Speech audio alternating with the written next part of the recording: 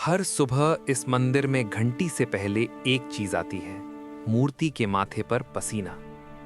वैज्ञानिक कहते हैं पत्थर पसीना नहीं बहाता, तो फिर ये नमी हर दिन कहां से आती है?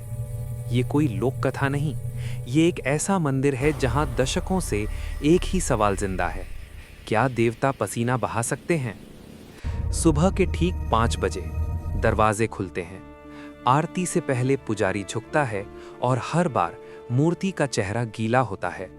न दूध चढ़ा है, न जल, न अभिषेक, फिर भी नमी साफ दिखती है। सबसे पहला जिक्र 20वीं सदी के मध्य में, तब पुजारी ने इसे दैवी संकेत कहा। समय बदला, कैमरे आए, लोग आए और सवाल और गहरे हो गए।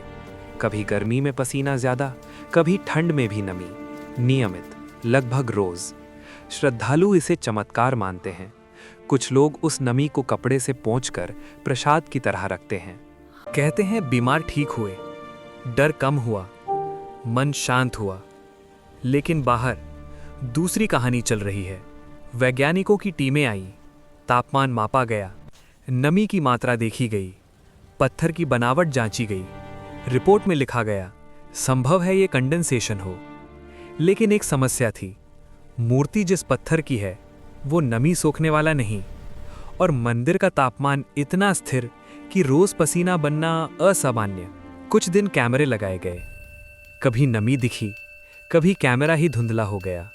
एक रात सुरक्षा गार्ड ने कहा, मूर्ति सूखीगी पर सुबह तक गीली। एक पुरानी लिखित रिपोर्ट सामने आई। कहा गया, पास में जमीन के नीचे पानी की धारा है, भाप ऊपर उठती है, मूर्ति ठंडी रहती है और नमी जम जाती है। लेकिन सवाल वही अटका, तो फिर सिर्फ इसी मूर्ति पर क्यों? पूरे गर्भगृह में क्यों नहीं? बड़े सवाल। क्या ये सिर्फ भौतिकी है, या सदियों पुरानी वास्तुकला का ऐसा ज्ञान जो आज भी हमें समझ नहीं आता?